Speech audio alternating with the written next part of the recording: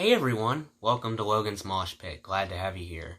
So today we're going to do another episode of the Breaking Down Songs series, the place where we take a closer look at some of my favorite songs from all kinds of different bands and analyze the lyrics, because when we do that, we gain a deeper appreciation for the music we listen to. If there's a specific band you guys want me to talk about in a future video, please leave a comment down below. If I like the band and I'm pretty familiar with their discography, I'll probably do it. This time we're going to talk about Janis Joplin.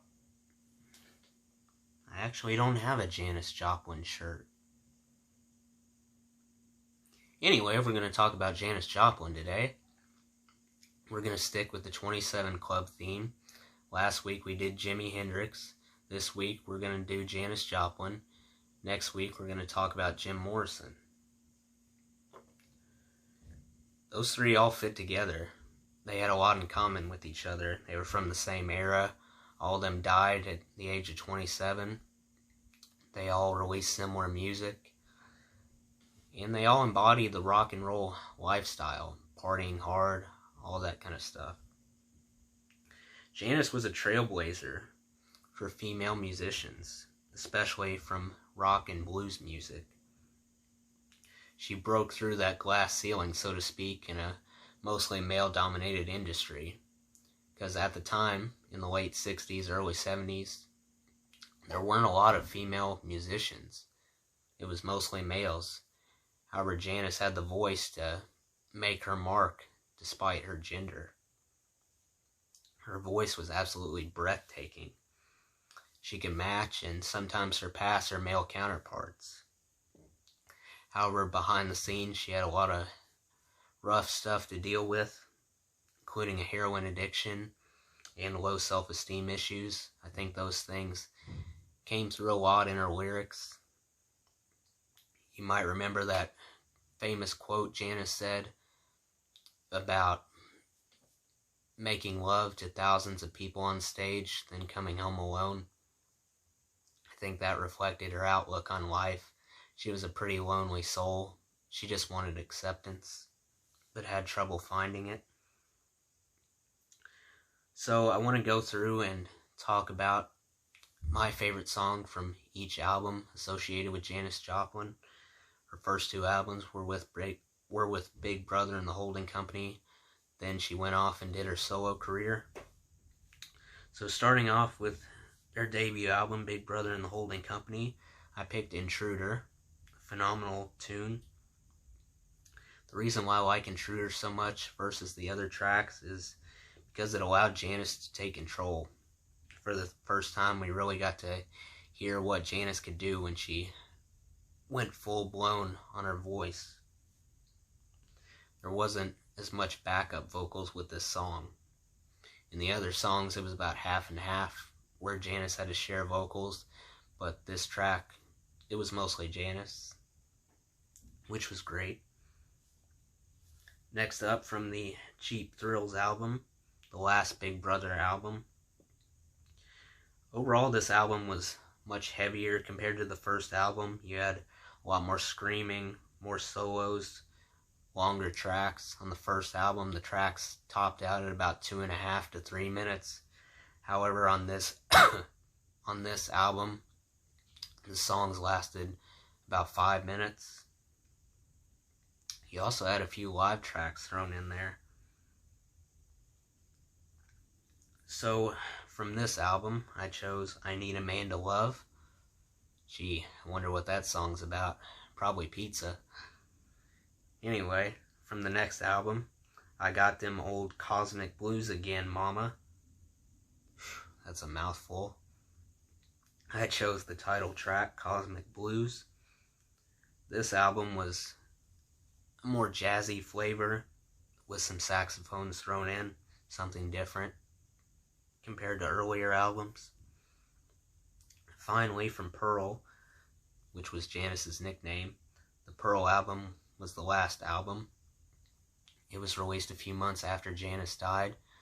However, she was thankfully able to lay down vocals for every for every track except one. From the Pearl album, I chose A Woman Left Lonely. Another great song. So between that group of songs, I chose I Need a Man to Love. So that's the one we're going to analyze today. First, I want to tell you guys some background on the Cheap Thrills album. Came out in 1968, went double platinum in the US. Of course, you had the outrageous single, A Piece of My Heart, which was actually a Irma Franklin cover. In fact, this album has a few different cover songs on it, including Summertime and Ball and Chain. Ball and Chain was, the audio was actually taken from a live performance, then put on this album. Janis did a spectacular job on that song. But in my opinion, every cover song on this album sounds better than the original. Janis had that gift. I can't say enough good things about her voice. Cheap Thrills also had the cool comic book style cover art on it, which I really like. I'm a big fan of that. Fun fact, this album was originally supposed to be called Sex, Dope, and Cheap Thrills, which obviously didn't happen. So let's get down to the lyrics of I Need a Man to Love. Got a lot of lyrics to get through. Structure of the song is a little confusing, so bear with me. The first verse says, "Whoa, I need a man to love me. Don't you understand me, baby? Why I need a man to love? I gotta find him, I gotta have him, like the air I breathe. One loving man to understand, can't be too much to need." So I think the first verse, first off, this song is pretty reflective of Janis. I think this song was about her outlook on life. The message was really straightforward. It's about her being very desperate to find true love. So far, she has experienced a pretty terrible, unremarkable love life. She's tired of being alone. She wants someone to share stories and secrets with, someone she can fully connect with, someone who will completely accept her for who she is. Now let's get to the chorus, which says, "You know it, can't be now, oh no, can't be now, oh no, can't be now, oh no, can't be now, oh no, can't be this loneliness, baby, surrounding me." So I think the chorus represents how she doesn't understand why love keeps evading her, escaping from her grasp. As a result, she keeps sinking deeper into depression. The lack of intimacy takes a toll on her. Now we get to verse 2. "No, no, no, it just can't be. No, it just can't be." Excuse me, guys. "There's got to be some kind of answer. No, it just can't be. And everywhere I look, there's none around. No, it just can't be. Whoa, it can't be. No, it just can't be. Oh no, whoa, hear me now." So, verse 2 is about how despite all the failures in her love life, she's still searching for that special someone. She's not giving up hope. She's ready to be loved by someone. The next part goes, "Whoa, won't you let me hold you? Honey, just close your eyes. Whoa, won't you let me hold you, dear? I want to just put my arms around you, like the circles going round the sun. Let me hold you, Daddy, at least until the morning comes." So this section is fantasizing about what will happen when she finally does complete her mission by finding true love.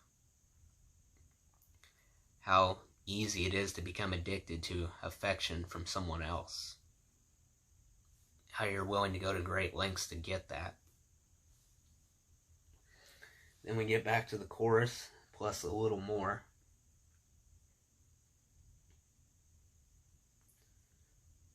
So we go through the chorus again. Then it says, and why can't anyone ever tell me now? No, it just can't be. I wake up one morning, I realize, no, it just can't be. Whoa, it can't be. No, it just can't be. Now go. So I think this part is reflecting how she was constantly let down by potential lovers. How a fresh start, what you think is a fresh start initially, quickly turns into the same old thing. You keep getting your heart broken over and over. You can't find happiness with someone. Then we get back to the chorus again, which I'll skip over. Then you have a few more lines thrown in, which I'll go over. It says, and who could be fooling me? I've got all this happiness. Come on, and help me now. Please, can't you hear my cry? No, it just can't be. Whoa, help. She ends on a pretty sad note. I think that shows that no matter how much success or fame you have, it can't replace that desire to have love. We all need love. Nothing else can fill that void in your heart, no matter how hard you try.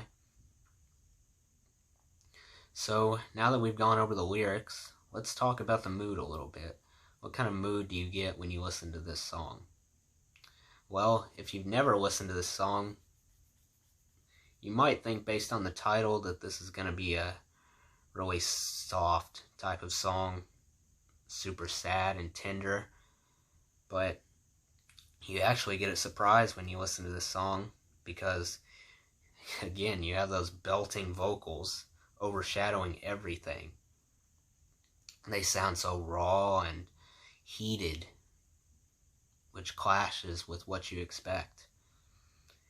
I think those vocals send a message how you still have the ability to stay strong on your own. You don't need to depend on someone else for happiness.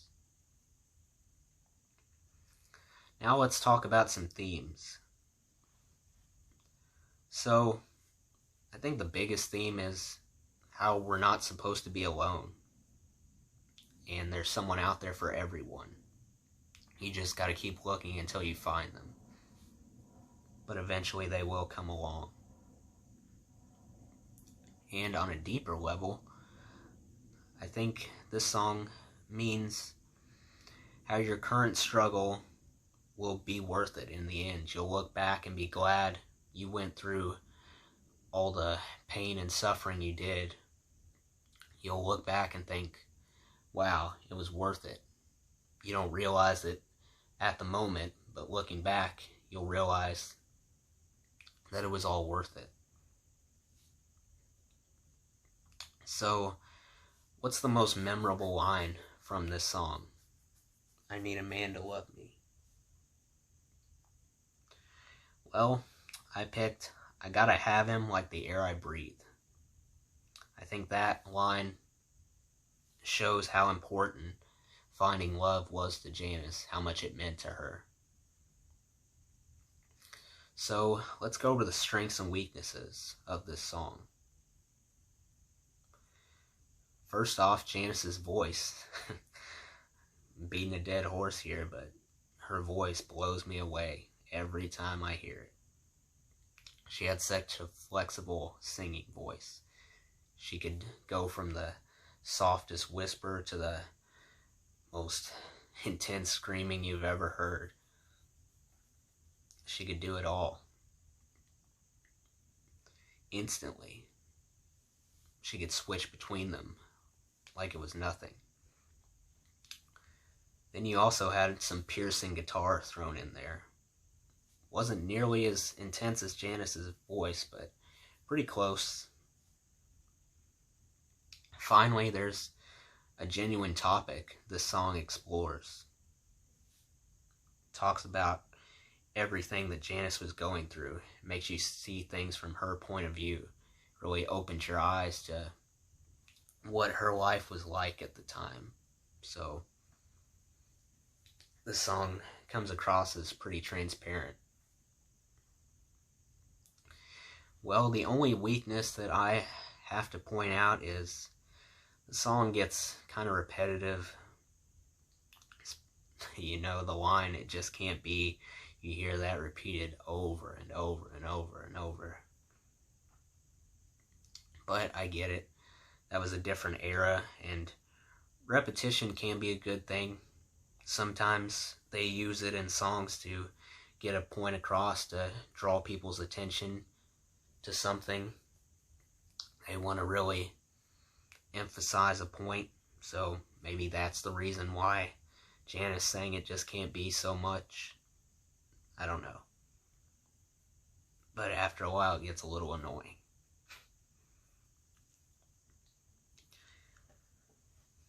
So, finally, on a scale of 1 to 10, how replayable is this song? How often are you going to want to come back to this song? Well, I would give it a 10 out of 10. Perfect score. I think despite the minor flaws that I mentioned, aka the replay, aka the repetition of the lyrics, the good parts, the highlights of the song are enough to make you forget about the negatives. The great parts of the song outshine the negatives. So, I think if you've never heard "I Need a Man to Love," you've been missing out, so you should definitely check it out. By the way, I left a link to "I Need a Man to Love" in the description if you want to check it out. Highly recommend it. So that does it for today's video, guys. I hope you enjoyed. Make sure to like, comment, and subscribe if you haven't already. I really appreciate the support. I'll see you next time. Until then, rock on.